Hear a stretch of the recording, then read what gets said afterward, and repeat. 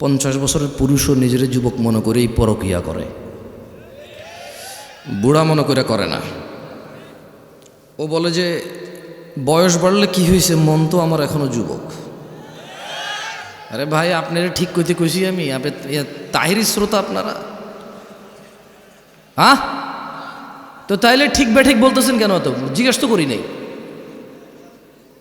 ভাই, সরি ভাই, কিছু করার দেয়। ওই যে ভিডিও ম্যানরা বলবে যে জামশেদ মজুমদার কি অহংকার নিয়ে কথা বলে, মানুষের তুচ্ছ করে কথা বলে। আরে এগুলা ওনারা কি করতেছে এখানে? আসতে ইসলাম শিখতে আসে, ঠিক বেঠিক আপনি সিদ্ধান্ত দিবেন। এই যখন থেকে শ্রোতারা ঠিক বেঠিক সিদ্ধান্ত দিচ্ছে, তখন থেকে বক্তারা যা খুশি তা বলে যে ঠিক কিনা, লোকে কয় ঠিক ঠিক হয়ে যায়, শেষ। আর কোনো মানদণ্ড নাই ঠিক বেঠিকের, কোনো কোরআন সুন্নাহ থেকে দলিল প্রমাণ লাগে না। খালি বক্তা গবু ঠিক কিনা, শ্রোতা গবু ঠিক, এই ঠিক, ব্যাস। যুব সমাজের অবক্ষয়তার কারণ যদি নিয়ে কথা বলি, সবগুলো তো দূরের কথা, 10টা 5টা কারণ তো দূরের কথা। যদি খালি যুবকের নেশার বিষয়ে কথা বলি, তো কতক্ষণ বলা সম্ভব? কতক্ষণ বললে নেশার বিষয়ে বলে শেষ করা সম্ভব?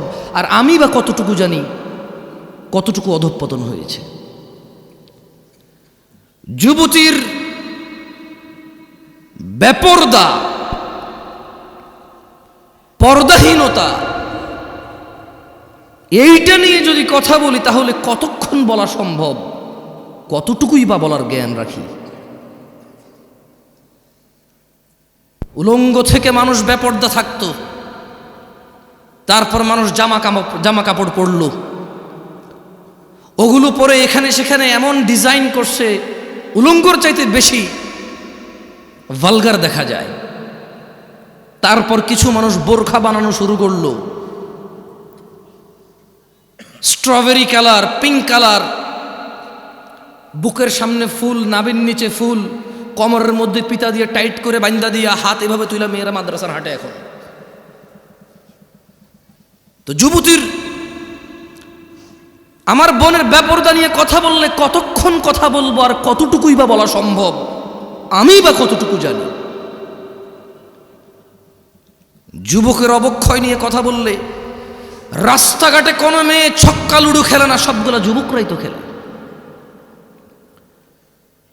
রাস্তাঘাটে যুবতীরা সিগারেট, গাঁজা, ইয়াবা সেবন করে বেড়ায় না, যুবকরাই করে। এখনো সিনেমা হলের টিকিট যুবক যুবতীকে ফুসলায় ফাসলায় 2টা টিকিট কেটে নিয়ে যায় সিনেমা দেখতে। এখনো জানার সমস্ত বিল যুবক ভরে। রাস্তাঘাটে মারামারি, গালিগালাজ, এগুলো যুবকরাই করে, পুরুষরাই করে। আবার আল্লাহ থেকেও আদিষ্ট হয়েছে প্রথমে নিজের চক্ষু অবনত করে লজ্জাস্থানের হেফাজত করতে। সেই যুবক কিনা বেপরদা মহিলার দিকে তাকিয়ে থেকে ফেসবুকে পোস্ট করে, মাইক হাতে বেয়ে কথা বলে, জায়গা জায়গায় সমালোচনা করে, সমাজটা নষ্ট হয়ে গেছে, নারীরাই নষ্টের মূল, বেপরদা চলে, সব ছেলে নষ্ট করে দিছে। অথচ ও ল্যাংটা হাঁটলেও পুরুষের জন্য আল্লাহর পক্ষ থেকে আদেশ, নিচে তাকাবে তারপরে হাঁটবে।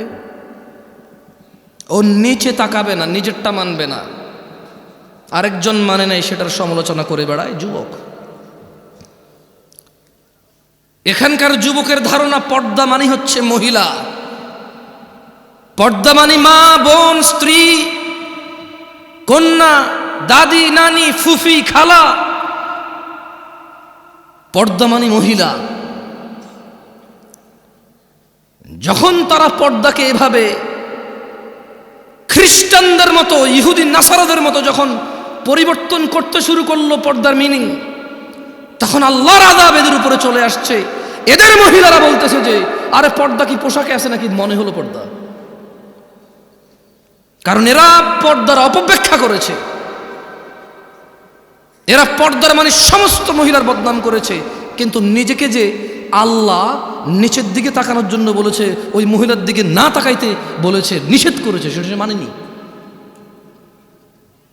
ঘরে সিলিন্ডার, গ্যাস ব্লাস্ট হলে নতুন বউ মারা গেছে, পুকুরে পড়ে মারা গেলে নতুন বউ মারা গেছে, যে বউটা যৌতুক দেওয়ার কথা ছিল যৌতুক দিতে পারে নাই,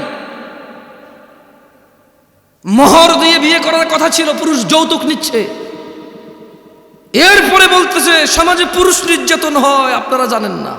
তো তুই কি পুরুষ রে বেটা? পুরুষ তো মহিলাকে টাকা দিয়ে বিয়ে করে, তুই তো টাকা নিচ্ছিস।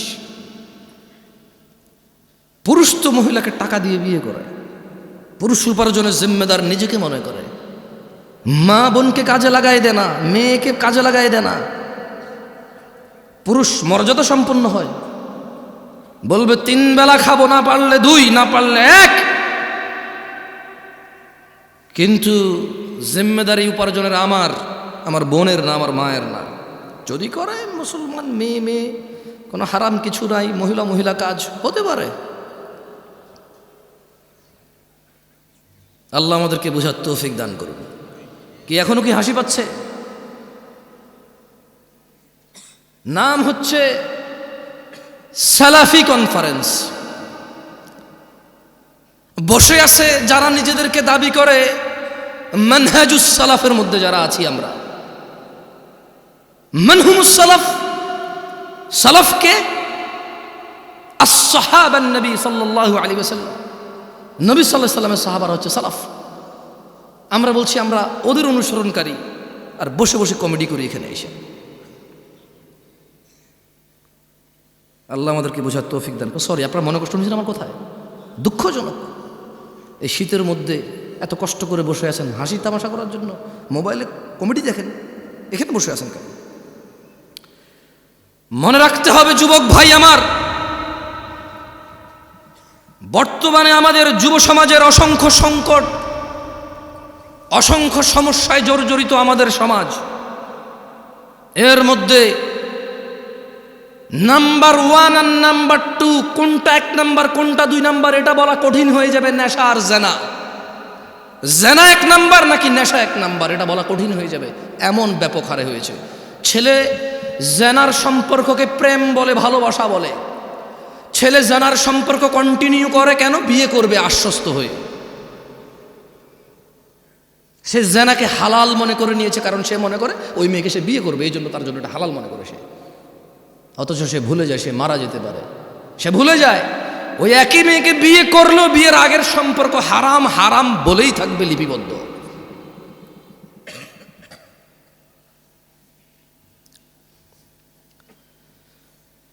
যুব সমাজ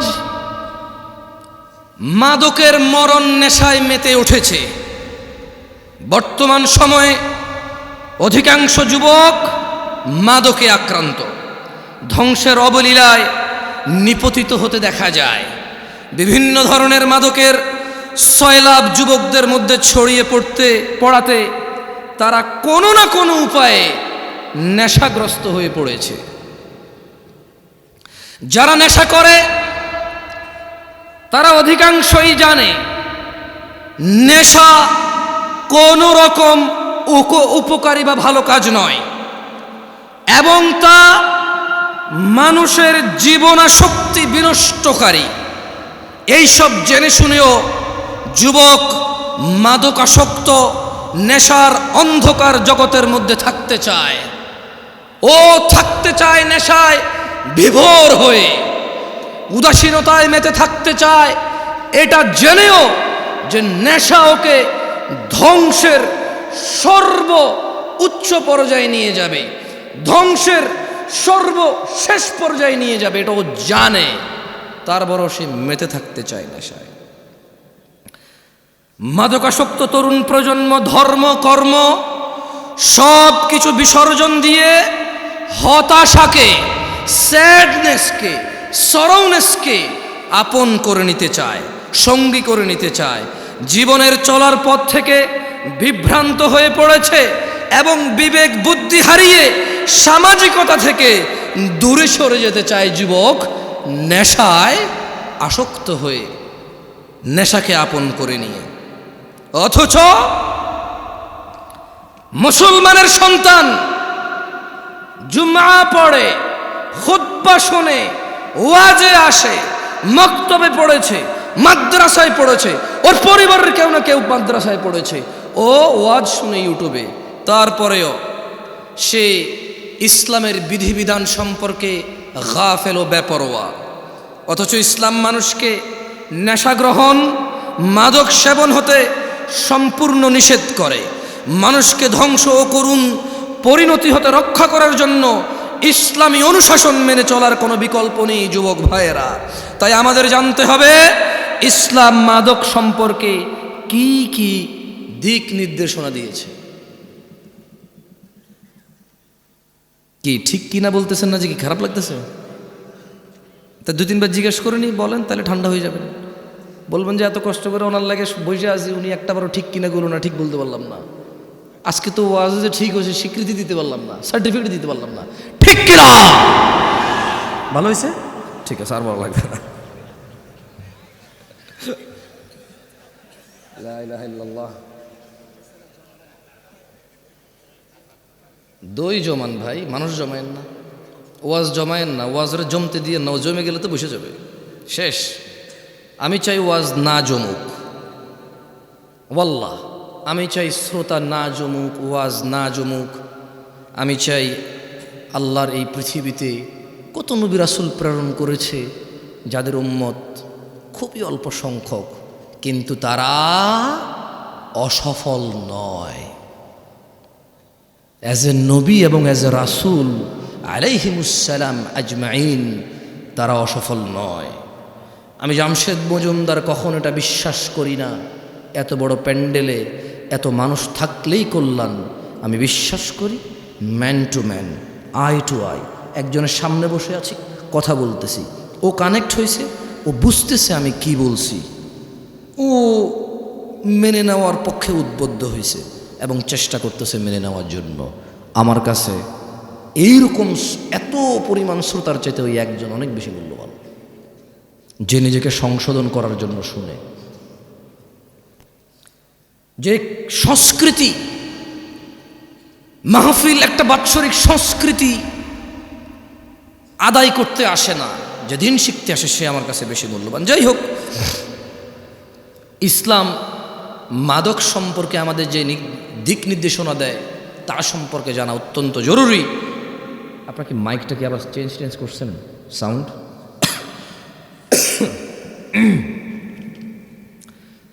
রাসূলুল্লাহ সাল্লাল্লাহু আলাইহি ওয়াসাল্লাম মাদক সম্পর্কে সতর্কবাণী উচ্চারণ করে বলেন, যে কোনো ধরনের নেশাজাত পানীয় হারাম। কোন ধরনের? এইগুলা বলিলেন, ঠিক ঠিক জিজ্ঞেস করবো না, মানে এতক্ষণ তো কথা বলছি, এখন দুই একটা হাদিস পড়ব, আয়াত পড়ব, আপনাদেরকে জিজ্ঞেস করব। যেটা জিজ্ঞেস করব ক্লাসে যেমন শিক্ষকরা ছাত্রদেরকে পড়ায়া জিজ্ঞেস করে, ছাত্ররা বলে, আমি চাই একটা হাদিস পড়ব, আপনাদের জিজ্ঞেস করব, আপনারা বলবেন। তাহলে কি হবে? আপনারা যখন বলবেন এটা আপনারা ইজিলি মুখস্থ করতে পারবেন, মনে থাকবে ইনশাআল্লাহ। আল্লাহ আমাদেরকে তৌফিক দান করুন, আমিন। তাহলে মুহাম্মদ সাল্লাল্লাহু আলাইহি সাল্লাম বলেছেন যে কোনো ধরনের নেশাজাত পানীয় হারাম। কয় ধরনের? কোনোটা কি বাদ গেছে? টিকটিকির লেজ, ইয়াবা, গাঁজা, এগুলো তো হাদিসের নাম নিয়ে নাই, এগুলো হাদিসে নাম নিয়ে নাই। কিন্তু যেই জিনিসের নেশা হয় সেটা হারাম কে বলেছে? মুস্তাফা আলাইহিস সালাম। তিনি আরো বলেন, কুল্লু মুস্কিরিন খামর, নেশাজাত যে কোনো দ্রব্যই মাদক, ও কুল্লু মুস্কিরিন হারাম, আর যাবতীয় মাদকই হচ্ছে হারাম। ওয়ামান শারিবাল খামরা ফিদ দুনিয়া ফামাতা ওয়া হুয়া ইউদমিনুহা লাম ইয়াতুব, আর যেই ব্যক্তি দুনিয়াতে মাদক সেবন করে অতঃপর নেশাগ্রস্ত অবস্থায় মৃত্যুবরণ করে তওবা না করে, লাম ইয়াশরাবহা ফিল আখিরা, আল্লাহ সুবহানাহু ওয়া তাআলা আখিরাতে তাকে মদ পান করা থেকে বঞ্চিত করবে।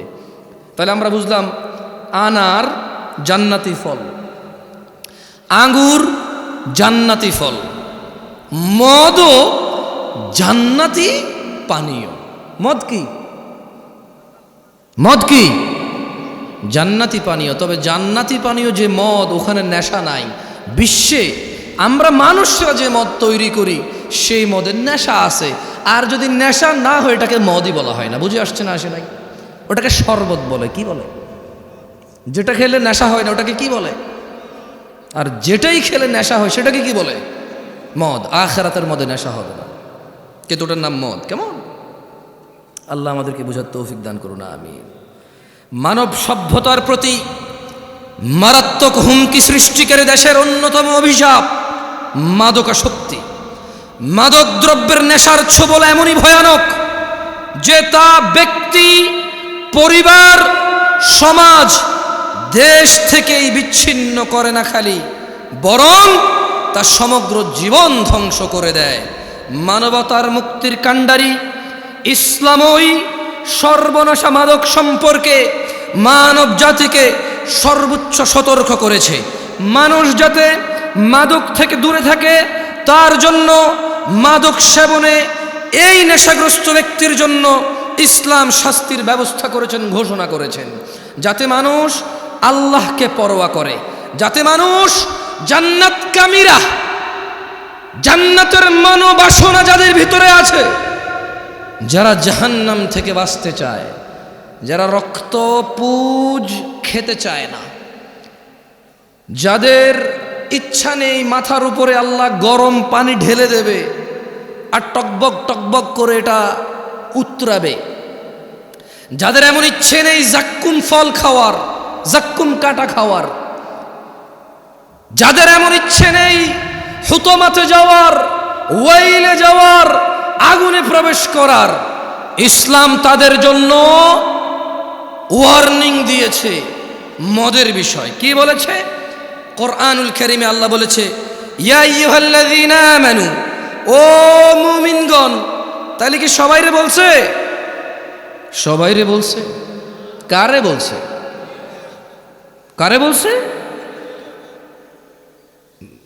অমুসলিমদেরকে বলে নাই? irrelevant to them because they don't believe in Allah subhanahu wa ta'ala. তারা আল্লাহকে বিশ্বাস করে না, সো তারা আখিরাতকে বিশ্বাস করে না, জান্নাতকে বিশ্বাস করে না, জাহান্নামকে বিশ্বাস করে না। বলে যে আমরা দেখছি না তো এটা। অথচ তারা আলোকে বিশ্বাস করে দেখা যায় না, বাতাসকে বিশ্বাস করে দেখা যায় না। এরপরে আবার প্রতিবেদন আসবে, এই জমিন থেকে অমুক গ্রহে যেতে 10 লক্ষ কোটি বছর লাগবে। তুই কেমনে বুঝছস? তুই কি গেছস? যা ফিরে আসছিস তো বুঝছিস, হ্যাঁ আমি গেছি, 10 লক্ষ কোটি বছর লাগছে আমার। হ্যাঁ, তারা এগুলো বিশ্বাস করে। অবশ্য আমি বলছি না যে ভুল, তবে আমি সঠিকও বলতে পারবো না, কারণ কোনো একটা জিনিসের দূরত্ব বলার জন্য জরুরি হচ্ছে আমি ওই দূরত্বটা বুঝবো, গতিটা বুঝবো, ক্যালকুলেশন করবো যে হ্যাঁ এতদিন পরে যায় পৌঁছাবে। এখন একটা জিনিস 10 লক্ষ কোটি বছর দূরে, আমি কেমনে বুঝছি এটা 10 লক্ষ কোটি বছর? মানে আমি কিছু কি, মানে কোনো একটা গতিশীল কিছুকে তো বানাইতে হয়েছে, বানায় মাপতে হয়েছে, এটা যদি এই গতিতে যায় তাহলে 10 লাখ কোটি বছর লাগবে। এখন এটা এই গতিতে 10 লাখ কোটি বছর লাগবে কেমনে বুঝছি? ওই দূরত্ব তো আমি দেখতেছি না। তারা এগুলো বিশ্বাস করে। তারা জান্নাত জাহান্নাম বিশ্বাস করে না, বলে যে দেখছি না। অথচ ঘুমের মধ্যে মানুষ কান্না করে, কেন? সাপে কামড় দিছে। ঘুমের মধ্যে মানুষ ঘামায়া যায়, কেন? খাদে পড়ে যাচ্ছে। ঘুমের মধ্যে মানুষ হাউ মাউ করে চিল্লায়, কেন? ওর বাপ মারা গেছে, মা মারা গেছে। উঠে দেখে যে না, ও স্বপ্নে দেখেছে। ও ঘুমে কষ্ট পায়। ঘুমে কি পায়? কষ্ট পায়। সে জাহান্নামে যে আযাব আছে সে সেটা অনুভব করতে পারে না, বলে দেখি নাই। তাহলে আল্লাহ কাকে বলেছে? খেয়ে ফেলেছেন, চা নাস্তার ব্যবস্থা করেন, এরা তো ওয়াজ খেয়ে ফেলে। ইয়া আইয়ুহাল্লাযীনা আমানু, হে তোমরা যারা ঈমান এনেছো, ইন্নামাল খামরু ওয়াল মাইসিরু ওয়াল আনসাবু ওয়াল আজলাম রিজসুম মিন আমালিশ শাইতান ফাজতানিবুহু লাআল্লাকুম তুফলিহুন। ও আমার যুবক ভাই, মনোযোগ দিয়ে শোনো, তোমার রব কি বলছে। তিনি বলছেন, ও তোমরা যারা ঈমান এনেছো, নিশ্চয়ই মদ, জুয়া, প্রতিমা ও ভাগ্য নির্ণয়ক তীর হচ্ছে ঘৃণ্য বস্তু, শয়তানের কারসাজি। সুতরাং তোমরা এইসব বর্জন করো। কেন বর্জন করবে? লাআল্লাকুম তুফলিহুন, লাআল্লাকুম তুফলিহুন। মদ ছেড়ে দাও, লাআল্লাকুম তুফলিহুন। জুয়া ছেড়ে দাও, লাআল্লাকুম তুফলিহুন, যাতে তোমরা সফল হও, বিজয়ী হও। কোন মানুষ মদ খেয়ে, নেশা করে অথবা জুয়া খেলে সফল হবে না, ইম্পসিবল। আল্লাহ সুবহানাহু ওয়া তাআলা বলেছে এটা, যে তোমরা মদ ছাড়ো, জুয়া ছাড়ো। কেন? লাআল্লাকুম তুফলিহুন, যাতে তোমরা সফল হতে পারো। আবু দারদা রাদিয়াল্লাহু আনহু থেকে বর্ণিত, তিনি বলেন, আমাকে আমার প্রিয় বন্ধু রাসূল সাল্লাল্লাহু আলাইহি ওয়াসাল্লাম এই মর্মে ওসিয়ত করেছেন, লা তাশরাবিল খামর ফাইন্নাহা মিফতাহু কুল্লি শারর। একদা আবু দারদা রাদিয়াল্লাহু আনহু বলছে যে মুহাম্মদ সাল্লাল্লাহু আলাইহি ওয়াসাল্লাম আমার বন্ধু আমাকে ওসিয়ত করেছে। কি করেছে? কি করেছে? আপনারা ঠিক বলতে বলতে অভ্যস্ত তো, ওইটাই খালি বলেন, অন্য কিছু আর বলেন না। কি করেছে? ওসিয়ত করেছে। আমার সাথে পড়েন হাদিসটা, বলেন আবু দারদা রাদিয়াল্লাহু আনহু থেকে বর্ণিত, না জোরে বলেন, আবু দারদা রাদিয়াল্লাহু আনহু থেকে বর্ণিত।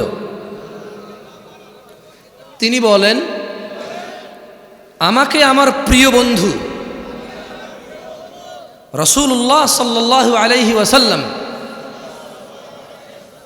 এই মর্মে ওসিয়ত করেছেন, লা তাশরাবিল খামরা। ও আবু দারদা, তুমি কখনো মদ পান করিও না। ফাইন্নাহা মিফতাহু কুল্লি শারর, কারণ মদ, নেশা সকল অকল্যাণ, সকল খারাপ, সকল পাপের চাবিকাঠি। বুঝছেন না? বুঝেন না?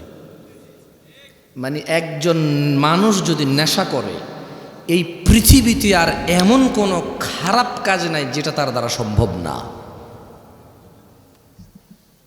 এটা কি আমি বলছি? আবু দারদা রাদিয়াল্লাহু আনহু বলছে। ওনাকে ওসিয়ত করেছে কে? আবার খাইছে, আর একটু যা নাস্তা দেন এদেরকে। ওসিয়ত করেছে কে? মুস্তাফা আলাইহিস সালাম। ওসিয়ত করেছে কে? রাহমাতাল লিল আলামিন। কে? ইমামুল আম্বিয়া। কে? ইমামুল মুরসালিন। কে? খাতামান নবিয়্যিন। কে? ওসিয়ত করেছে যে ও আবু দারদা, তুমি নেশা করিও না।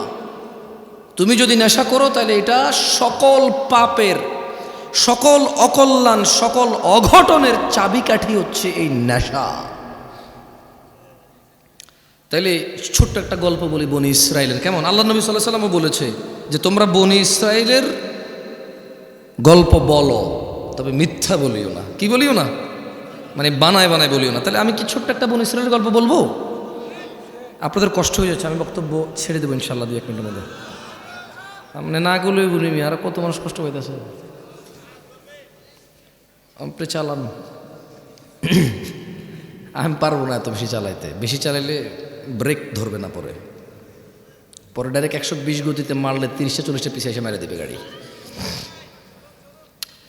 একদা বনি ইসরাইলের জৈনিক রাষ্ট্রপতি, মানে একজন সরকার প্রধান বা রাজা,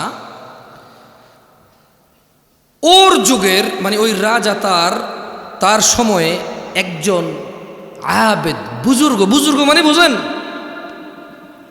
নেককার মানুষ। কি মানুষ? নেককার মানুষ। তো ওই রাষ্ট্রপতি ওর যুগের একজন নেককার মানুষকে 4টি কাজের যে কোনো একটি কাজ করতেই হবে বাধ্য করেছে। যদি না করে ওকে হত্যা করবে। তাহলে বনি ইসরায়েলের একজন রাষ্ট্রপতি একজন বুজুর্গ নেককার মানুষকে কয়টি কাজ করতে বলছে? না, এই যে খেয়ে ফেলছেন, চারটির যে কোনো একটি, মানে করতেই হবে, চারটির যে কোনো একটি হলেও করতে হবে। তো তাকে কি বললো? তাকে বললো যে শোনো, তুমি হয় মদ খাবা, তুমি হয় মদ খাবা, অথবা মানব হত্যা করবা, মানুষকে খুন করবা, অথবা শূকরের মাংস খাবা, অথবা তুমি কি করবা? জেনা ব্যভিচার করবা। তাহলে লোকটা কি আমাদের মতো কেউ ছিল? কি ছিল? কি ছিল? ফরহেজগার। মাশাআল্লাহ। তাহলে ঠিক আছে, এবার ওয়াজ শুনতেছেন আপনারা, মাশাআল্লাহ তাবারাকাল্লাহ। শেখ আব্দুল্লাহকে নিয়ে আসেন, আমি কিছুক্ষণ মধ্যে ছেড়ে দেবো, তো ওনাকে নিয়ে আসেন। তাহলে লোকটা ফরেজগার ছিল, ওকে কয়টা জিনিসের যে কোনো একটা করতে বাধ্য করেছে? চারটার। এক, নেশা, কি? দুই, হত্যা। তিন, ব্যভিচার। চার, শূকরের মাংস। এখন ওকে বলছে যে তুমি যে কোনো একটা হইলেও করতে হবে, নাহলে তোমাকে হত্যা করা হবে।